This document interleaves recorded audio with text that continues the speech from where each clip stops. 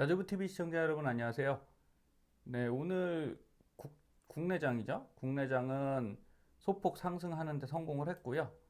지금 미국장 프리장은 살짝 상승하는데, 자, 나주부 방송, 저희 방송 보시면서 이제 매일 성공하는 분들이 조금씩 늘고 있습니다.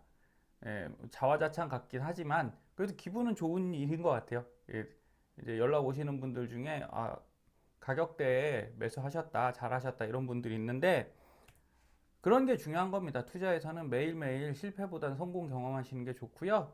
여기 어제 방송 화면인데 제가 이런 말씀 드렸잖아요. 어제 프리장에서 살짝 하락했지만 뭐 약간 내려가더라도 어디까지요? 요 화살표 있는 데가 바로 50일 부근, 50일에서 51.5. 어제 51.5 말씀드렸어요. 여기 114 파란 하늘 라인. 그리고 나서 올라가든 뭐 이렇게 왔다 갔다 하면서 위로 칠 겁니다 라고 말씀드렸죠. 그리고 매수 가격 드린 게 여기 딱 51이 있죠. 그리고 49.4. 저 밑에서 안 사진 건 아쉽지만 그럼 안 떨어졌다는 얘기니까 나쁠 거 없지 않습니까? 그쵸? 그랬을 때 어제 딱 여기 51에 걸쳐 지나갔어요. 그래서 이 밑에 두 개 가격을 세 개를 지정가를 쓰는 이유가 그렇습니다. 이 중간에 걸쳐 가니까 LOC로 하면은 못 살 확률이 크겠죠? 50일에 LOC 해 놓으셨으면 얘가 내려갔다가 올라갔기 때문에 안 사지는 거예요. 그래서 요 밑에 이 가격, 이 가격, 이 가격까지는 지정가를 쓰시고 왜 중간에 충분히 움직일 수 있거든요. 변동폭이. 그리고 마지막으로 더 떨어졌다 했을 때는 이제 LOC 매매로 이 밑에 거를 잡는 그런 전략이고 만약에 이렇게 상승을 했기 때문에 하나라도 더 어제 일부 매도를 했다고 칠게요. 지금은 익절 전환하신 분들 좀 있죠. 저도 둘 다 익절이거든요.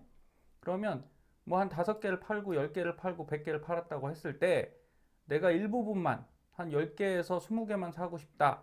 그럴 때는 여기다 걸어 놓으시면 당연히 사줬겠고요. 출발은 여기서 했지만 밑으로 내려갔다가 올라갔으니까 그럼 여기서도 조금 더 소량으로 사겠다. 그럴 때 쓰시는 게 바로 LOC 매수를 높이 잡아 놓으셔라. 만약에 56.0에다가 여기다 그냥 제가 이건 매도 가격이지만 매수할 때는 LOC 매수로 거시라고 했잖아요. 그럼 56에다 LOC 매수를 걸어 놨으면 여기에 사졌겠죠. 종가로 사졌습니다. 그래서 여러분 이제는 그냥 매일매일 편하게 대응하세요. 이거 쳐다보면서 사지 마시라고 꼭 말씀드리는 겁니다. 이렇게 가격 드릴 때 편하게 할 수 있는데 굳이 어렵게 하는 것도 그것도 재능입니다. 네, 나쁜 얘기는 아니니까 참고하시고요. 어쨌든 거의 매일 가격은 맞춰지고 있어요. 그래서 연습 잘 하셔서 하시면 되고 자, 너무 한쪽 정보만 들으시는 거는 뭐 좋지 않아요. 그래서 정보도 편식하기보다는 다양하게 받아들이시는 게 좋고, 저는 아무래도 뭐 개인 운영도 하지만 회사 운영도 하다 보니까 이런 경제 TV 뉴스도 잘 봅니다. 경제 TV 뉴스가 좀 딱딱하긴 한데, 이런 유튜브, 제 방송도 유튜브지만 저는 유튜버라고 생각은 안 한다고 말씀드렸어요. 예, 저는 회사에서 월급 받는 입장이라 시켜서 하는 것도 있고, 그리고 가장 중요한 건 그냥 여러분이 너무 위험하게 투자 안 하셨으면 좋겠다라는 거죠. 이게 자기 귀에 딱 들어맞는 얘기들이 있습니다. 참 듣기 좋고 달콤한 얘기는 투자에서는 결과적으로 손실을 불러올 확률이 커요. 좀 몸에 좋은 약이 입에 쓴 거잖아요. 그래서 약간은 쓰시더라도 저 듣기는 불편한데 한 번씩은 제 얘기 들어보시는 게 좋을 것 같습니다. 내년 세 차례 금리 인상한다고 2021년 12월 25일 날 이런 기사 떴다고 했죠. 세 차례 금리 아니죠. 지금 7차례 금리로 바뀌었습니다. 세 차례도 주가에 독일까? 이렇게 났는데 7번은 정말 독이겠죠. 예, 그렇게 좋은 상황은 아니에요. 그 다음에 미 금리 인상 12번 중 9번 주가 올랐습니다. 과거에. 예, 이런 통계가 있어요. 그러면 오를 확률은 한 75% 되죠. 근데 세 번의 잘못 걸리면 어떻게 된다고요? 박살납니다. 그래서 금리 올려도 올라갑니다. 그럴 확률이 높다고요. 하지만 그게 확실해. 예전에 다 그랬어. 이런 건 아닙니다. 그래서 가끔 보면 그걸 이제 아예 머리에 받고 계시는 분들이 있어요. 금리 인상 해도 주가 올라가. 예전에 그랬어. 그렇지 않아요. 70% 정도 오르고 30% 정도 안 올랐다. 미금리 12번 올렸을 때 증시는 몇 번 오르고 몇 번 떨어지나. 이거 같은 얘기죠. 그리고 금리 올리면 주가 떨어진다고 맞을까 틀릴까? 뭐 이 고민 제가 볼 때 크게 안 하셔도 된다는 거예요. 이렇게 매일매일 비중 잡아가시면 되고요. 그런데 요번에는 과거와는 다르다라는 말이 틀렸다고 하잖아요. 근데 알 수 없을 것 같아요. 가장 큰 이유는 한국경제TV에서 제가 오늘 아침에 봤는데 내용을, 자, S&P 500 포워드 P죠. 주가 수익률입니다. 주가 수익률인데 S&P 500도 결국은 나스닥 100 종목들이 여기 거의 다 들어있죠. 그랬을 때 여러분 주가 수익률이라는 것 자체가, 주가가 올라가려면 어떻게 해야 돼요? 이익률이 올라가야 되죠. 이렇게 상향해야 돼요. 그래서 2012년부터 2017년도까지는 어쨌든 상향했습니다. 기업들의 이익이 좋았다고요. 그리고 여기에 이제 세금 감세나 트럼프 행정부의 뭐 여러 가지 전략들이 있으면서 잘 맞아 돌아갔어요. 그리고 이때 미중무역 전쟁 때 깨졌죠.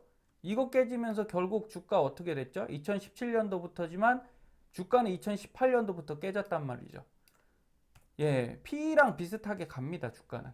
그러면서 코로나 때 확 내려갔을 때 주가 빠졌다가 다시 쫙 올라왔죠. 근데 지금 어떻게 되고 있어요? P가 계속 내려가고 있죠. 포워드 P는 떨어지고 있고요. 주가는 우린 어땠습니까? 계속 올라왔어요. 그게 유동성의 힘이라는 거고, 그래서 같다라고 말씀드리는 것도 아니고 다르다라고 말씀드리는 것도 아니에요. 그냥 현실을 직시하자. 그리고 여기 보시면 5년 이후 앞으로 12개월 P가 이제 점선으로 표시가 돼 있는데 어쨌든 높진 않아요. 그 다음에 10년 이후는 더 낮아지는 형태로 지금 분석상, 근데 바뀔 수 있겠죠.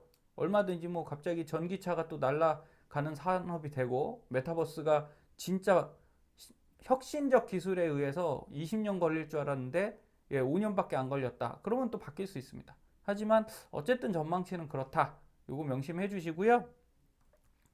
자, 역대 금리 인상 구간을 전문가께서 분석을 잘 해주셨더라고요. 보면 1995년도 요 기간에 금리 인상을 했고요. 이렇게 아시아 경제 위기 때죠. 이 도표는 이 위로 올라가면 주가가 살아나는 거예요. 요 아래로 가면 주가가 빠진 거고. 그럼 어쨌든 금리 인상 기간에 주가는 나쁘지 않았죠.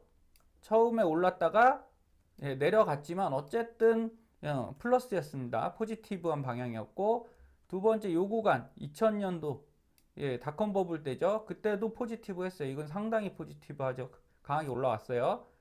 2005년도에도 주가가 올라오는데 이렇게 포지티브 했습니다. 그럼 긍정적인 거예요. 그 다음에 2015년부터 이때쯤 금리를 계속 올렸는데도 불구하고 괜찮았습니다. 그래서 침체는 이 뒤에 빨간 불들에서 들어왔는데, 자, 지금은 어떤 차이가 있냐? 근데 여기서 이게 중요해요. 2015년부터가 중요하다고 출연하신 전문가가 얘기하시는데 저도 공감이 갔습니다. 이 부분 때문에 그래요. 연준은 지금 요번에 금리 인상 전까지는 괜찮다라고 했죠. 그러다가 갑자기 태도를, 어제도 스탠스를 바꿨습니다. 금리 인상 더 할 수도 있어. 이유는 간단합니다. 생각보다 인플레 심각하거든요. 인플레가 계속 간다는 얘기 아닙니다. 어쨌든 올라왔기 때문에 이게 한꺼번에 확 떨어질 수는 없는데, 그러면 기업 실적이 좋아야 되죠. 근데 아까 PE 말씀드렸듯이 조금 둔화될 전망이 보이고, 그러면 금리 인상 때 어떤 게 영향을 또 가장 크게 줍니까? 바로 실업률이죠. 실업률. 고용지표. 왜냐면 고용이 많이 되면 어쨌든 소비가 살아날 수 있으니까 이거 굉장히 중요하거든요. 근데 2015년도 경하고 뭐가 다르냐면, 자, 금융위기 때 볼게요. 2007년도. 자, 그때는 이런 형태로 진행된 겁니다. 이게 실업률이 낮아졌다가 서서히 올라갔어요. 서서히. 그래서 정상화를 상당히 오랜 기간 끌고서 올라갔습니다. 그러면 자, 고용지표가 점점 올라갔으니까 그 기간 동안 한 5에서 6년 이 기간 동안 점점 경기가 살아났겠죠. 그런데 지금 2020년도 고용지표는요, 코로나 때 박살이 났어요. 그러다가 지금 최근 고용률 좋다라고 얘기하죠. 네, 그냥 다 살아났습니다. 거의 불황기 이전의 시점까지 회복을 해버렸어요, 벌써. 그러면 앞으로 2년, 3년간 기간 동안 자, 어떤 호재가 있냐는 거죠. 여기서 지금 고용률이 더 올라가기는 거의 완전 고용에 가까워졌거든요. 이게 쉽지가 않아요. 그래서 이 부분이 저도 진짜 제일 찜찜했는데 전문가께서 정확하게 지적을 하시더라고요. 자, 그리고 40년 인플레이션 비율에 대해서 이런 얘기를 했습니다. 지금 7.9%죠, 인플레이션율이. 그럼 우리가 금리 인상을 하는 이유가, 만약에 5% 금리를 올리잖아요. 그럼 여기서 마이너스 5를 한다고 생각하시면 돼요. 왜? 자산 가격이 더 떨어지는 거죠. 덜 오르는 거예요. 금리가 높기 때문에 주식도 덜 오르고 부동산도 덜 오르고 뭐 이렇게 보시면 됩니다. 그래서 금리 인상한 폭만큼 이 물가 인플레이션을 낮출 수 있는데 연준이 몇 프로 올린다는 거예요, 지금? 2023년도까지 한 2.5%까지 올릴 거다. 이런 식으로 스탠스를 잡고 있죠. 그러면 8% 인플레이션이라고 하면 고작 2.5%를 내년까지밖에 못 잡습니다. 근데 과거엔 어땠냐? 금리가 5% 7%였잖아요. 그래서 여기서 10%의 인플레이션이 발생해도 금리 5%를 딱 때려버리면 5밖에 안 돼요, 인플레이션율은. 그래서 이때 그 동남아 금융위기 때도 이 정도, 2에서 4% 정도로 유지가 됐던 거죠. 왜? 금리를 올려버렸으니까. 그리고 2008년 금융위기 전에 닷컴 버블 때도 금리를 꽤 많이 올렸죠. 그러면서 이게 다 잡혔어요. 그러면 최근에 코로나 전에도 요 밑에 있다가 지금 이 7.9가 올라가서 사실은 제대로 잡겠다 그러면 금리를 5%까지 올려야 되거든요. 그럼 이렇게 하면 이제 발작이 일어나겠죠. 네, 이번에는 다르다가 아니라 진짜 과거와 그냥 다른 상황일 수 있을 것 같습니다. 연준에서는 지금 몰라서 안 하는 게 아니라 상당히 정확하게 파악하고 있는 것 같아요. 이거는 연준 이번에 3월 FOMC 회의에 발표한 점도표하고 성명문의 기자회견 자료거든요. 그러면 Change in Real GDP, 실제 GDP 성장을 2022년, 23년 하향하고 있죠. 24년 하향하고 있습니다. 그러니까 경기 성장률은 하향할 것이라고 분석을 하고 있어요. 벌써. 그 다음에 롱거런이라는 건 중립금리입니다. 중립금리는 뭐냐면 저희가 뭐 한마디로 쉽게 표현해서 연준이 목표로 하는 금리예요. 요거는 그냥 뭐 양적 완화나 이런 금융 정책들을 하지 않고 가장 가만히 놔뒀을 때 이상적인 경기를 움직이기에 좋은 금리다. 근데 이거를 2.5% 작년에 발표했다가 2.3가 3으로 내렸습니다. 그러니까 중립금리를 낮춘다는 거는 경기가 안 좋다고 보는 거죠. 연준 자체에서도. 그 다음에 요 실업률이죠. 실업률은 내려가고 있죠. 그러면서 고용률이 올라갈 것이다라고 판단하고 있고, 자, 인플레이션입니다. 인플레이션은 지금은 높지만 낮아질 거라고 생각하고 있죠. 왜? 금리를 높이니까 그만큼 낮아질 거예요. 그리고 이건 근원 물가라고 하죠. 여기 에너지 지수하고 뭐 소비 지수 뭐 두 개 정도를 뺀 건데 어쨌든 인플레이션은 잡힐 건데 경기는 안 좋을 거라고 예상은 하고 있어요. 대신 우리가 5%의 금리 인상까지를 가야만 이게 이 2%대까지 잡히지 않을까. 그러면서 이번에 반등할 때 이런 얘기들 많이 나왔잖아요. 연준이 안 좋다고 보고 있네. 그럼 금리를 많이 못 올리겠지. 그러면 주가에는 긍정적이야. 자, 이렇게 말하면 맞아요. 그게 맞는 것 같은데 저희가 판단하는 뷰에서는 자, 금리가 인상 안 되는 건 좋은데 문제는 그렇죠. 경기가 떨어지는 것 자체가 악재라는 겁니다. 그래서 금리를 별개로 어쨌든 기업의 이익성, 수익률 이런 게 높아지지 않으면 주가가 같이 올라가기 쉽지 않거든요. 그럴 때 발생하는 게 장기간 이 박스권이에요, 박스권. 그래서 이 부분에도 우리가 적응하려면 꼭 그렇죠. 목표량을 잘 잡고 가셔야 됩니다. 그래서 약세장에선 강세장에선 그냥 사면 된다고 말씀드렸잖아요. 예, 제가 뭐 여러 가지 매매법을 알려드리는 가장 큰 이유도 약세장에서는 싸게 사는 것보다 내가 얼만큼 사는 것이 제일 중요해요. 내가 현금 비율이 얼마나 있느냐 이런 거죠. 그래서 오늘 이건 S다이아 플랜입니다. TMF 플랜은 TMF 매매법은 저기죠. TMR 매매법 F도 있는데 주로 말씀드리는 TQ 그 다음에 TMF 그 다음에 그 골드 GLDI를 섞은 TMF 매매법은 세 가지만 하시는 거예요. 그래서 좀 편하게 한 달에 한 번 정도만 리밸런싱 하시게끔.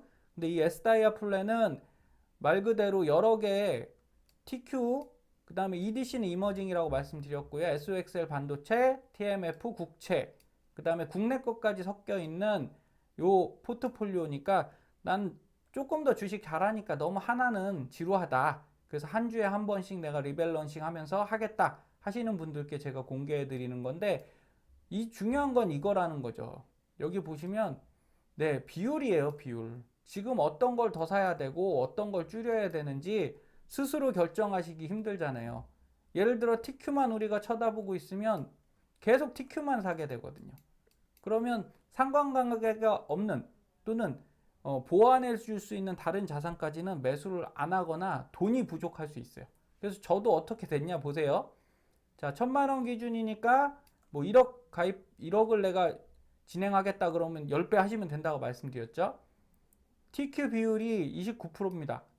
이전엔 TCL로 해드렸었는데 그냥 TQ로 다 통일했어요. 그러니까 TCL 갖고 계신 분은 그냥 보유하시면 되고요. TQ를 고수량만큼을 다시 사시면 될 것 같습니다. 29%가 보유 비율이에요. 그러면 45주를 갖고 있어야 되거든요.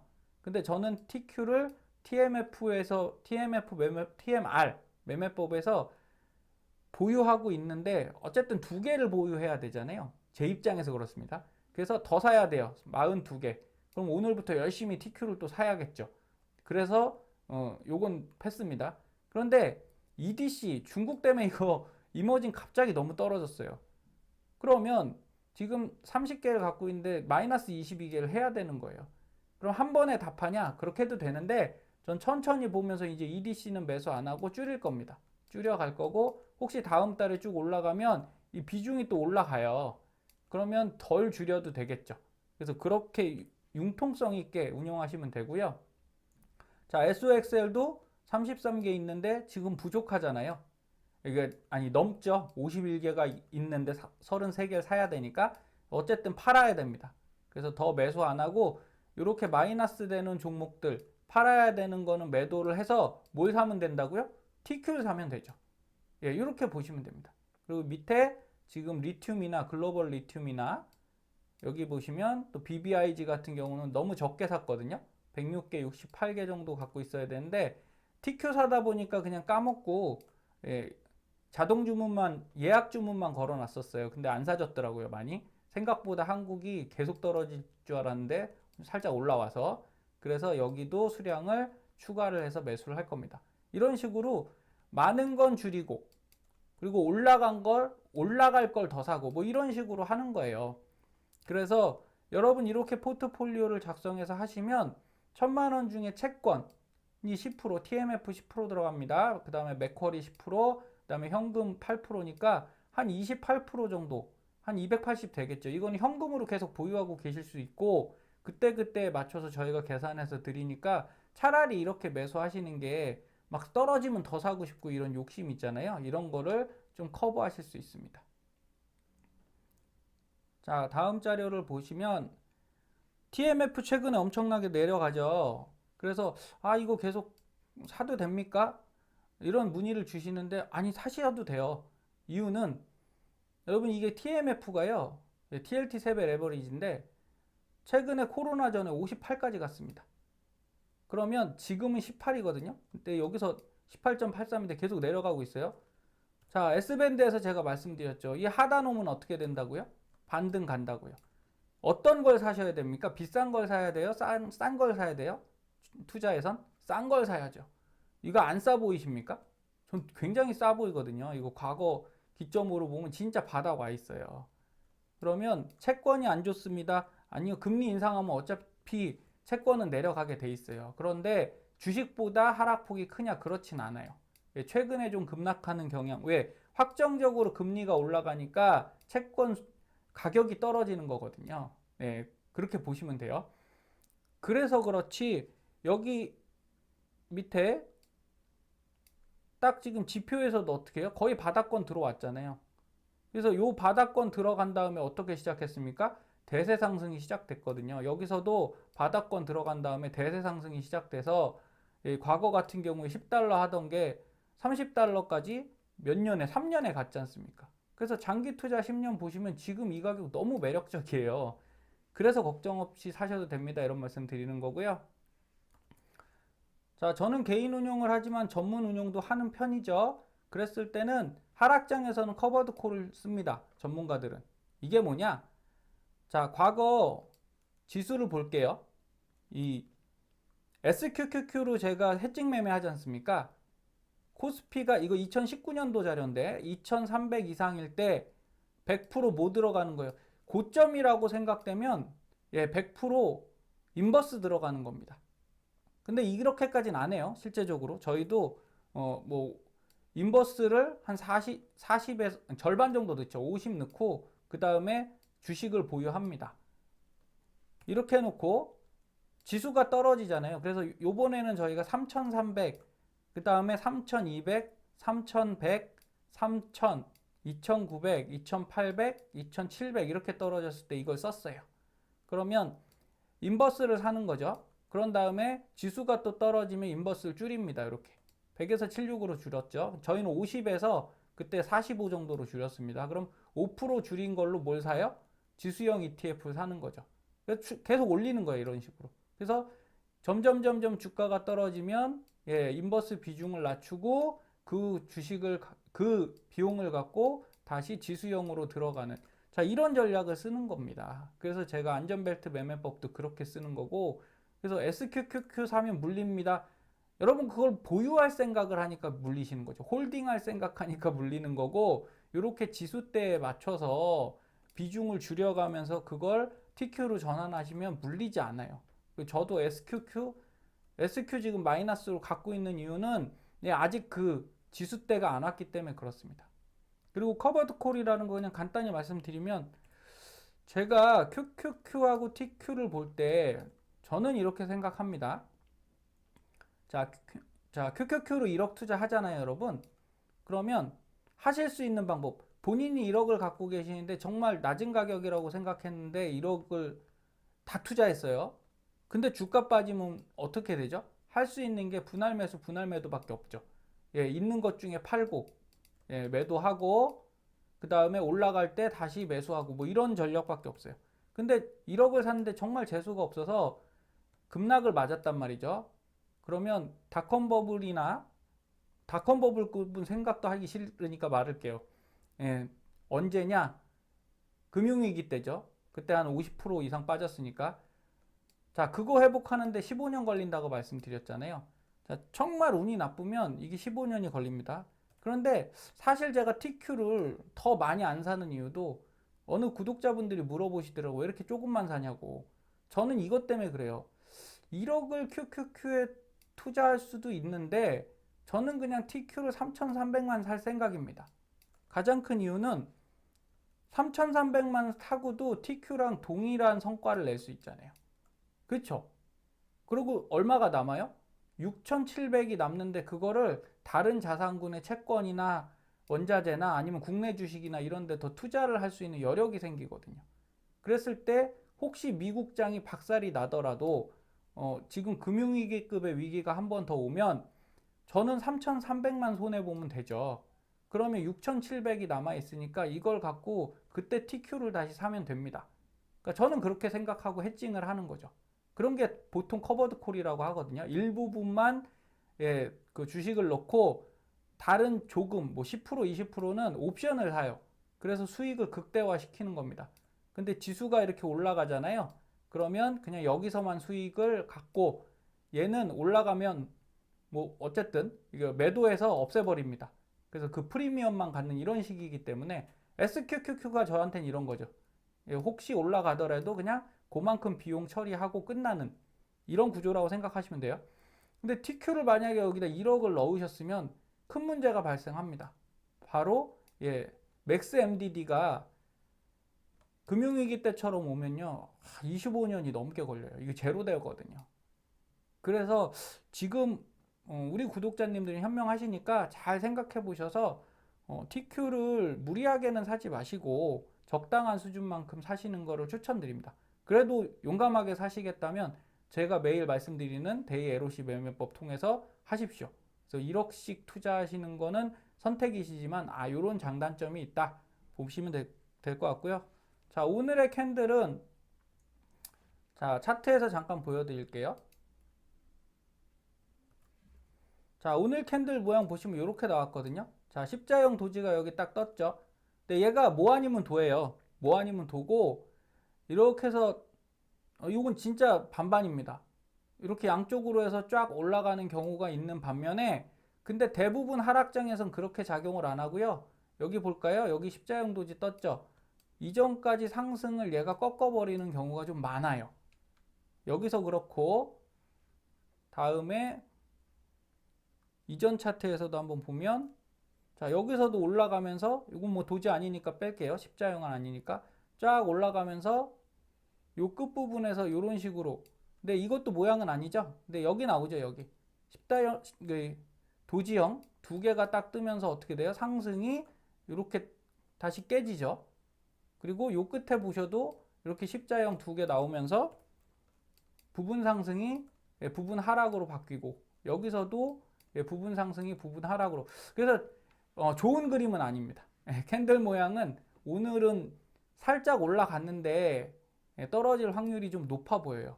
그래서 분봉하고 한번 보여드리겠습니다. 자, 120분봉을 보면 어떻게 됐냐면 이렇게 됐어요. 자, S밴드가 이렇다고 말씀드렸죠. 여기 분홍색 터치했죠. 분홍색을 넘어가서 빨간색까지 터치하잖아요. 그러면 대부분 분홍색 넘고 빨간색 터치하면 떨어진다. 이런 패턴으로 움직인다는 거예요. 그래서 여기서도 지금 올라왔고요. 제일 어려운 여기 300일 이평선이 여기 있죠. 그래서 얘가 딱 뚫고 올라가주면 정말 좋은데 그런 경우가 3번 중 1번입니다. 2번은 어떻게 되냐 이렇게 맞고 내려오는 경우가 많더라는 거죠. 그래서 내려오면 지금 패턴에서는 한 6기 정도 또 한 50일 정도 터치할 것 같아요. 그러다가 다시 올라가든가 조금 더 내려오든가 이런 형태니까 뭐 제 의견이 정확하게 맞지 않는다고 늘상 말씀드립니다. 지금까지는 잘 맞아왔는데 뭐 앞으로도 100% 맞을 거다 그런 생각하시면 안 돼요. 그냥 참고만 하십시오. 대신 하락하면 어떡하시라고요? 조금 더 매수하세요. 그리고 RSI, 이 녹색이 RSI인데 다이버전스가 좀 나오고 있거든요. 어떻게 나오냐? 여기하고 여기 보시면 여기 지금 같죠? 선이. 다시 표현해드리면 여기랑 여기랑 높이는 같아요. 근데 여기 높이하고 여기 높이하고 어쨌든 좀 내려가는 걸로 보이죠? 네, 그래서 다이버전스가 살살살 나고 있으니까 부분적으로는 부분 하락도 가능하다. 이렇게 보시면 될 것 같습니다. 그래도 오르기를 바라고 있습니다. 그래서 오늘의 LOC 매매는 이렇게 표 드리도록 하겠습니다. 그래서 TQ는 이런 식으로 이제 좀 익숙해지시죠? 지정가 매수 3개, LOC 매수 3개, 그 다음에 지정가 매도 2개, LOC 매도 3개. 안 파실 분들은 안 거셔도 되고요. 조금 높은 가격에 사고 싶다라고 하시면 이 56.7에 뭐 하시라고요?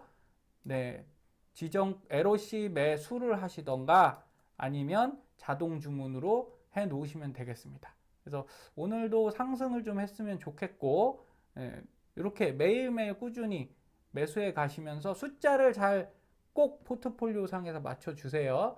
그렇게 하시면 우리가 더 하락하는 구간에서도 분명히 더 좋은 성과 낼 것이라고 믿습니다. 편안한 밤 되시고요. 감사합니다.